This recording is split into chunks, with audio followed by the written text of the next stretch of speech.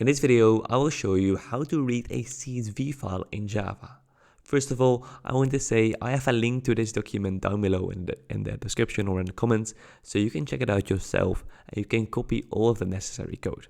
Alright, first ensure that Java is installed. Check by typing Java version in your terminal or command prompt. Alright, then set up your IDE or text editor. So open IntelliJ, Eclipse or any text editor and create a new Java project. Then enter a new Java class, so name it something like read CSV. Then obtain or create a CSV file. If you don't have a CSV file, create one with a text editor. Then save it with a .csv extension, for example data.csv, and ensure data is comma separated. So this is of course with a CSV, it needs to be comma separated. So keep that in mind. You can also just download a simple CSV file from somewhere on the internet.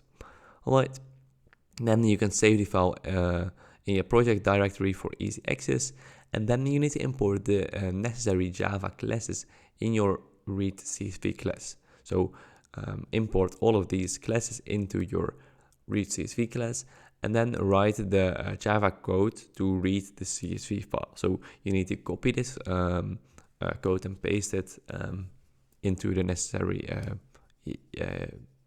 place, and then it should work. It should change something, and then by the way, you do need to replace the file path variable with the actual path to your CSV file. That's very important, otherwise it won't work. And then save and run the program. So the program will read the CSV file and print the data to the console, and then you can view the output in the console. So the data from your CSV file should be displayed in a readable format. And then you're done. You've successfully read a CSV file in Java. So that is basically it. It is quite some steps, but I hope this document and this video will help you and will guide you on how to read a CSV file in Java.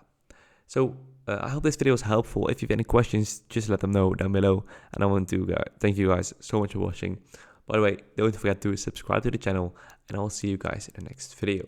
Bye bye.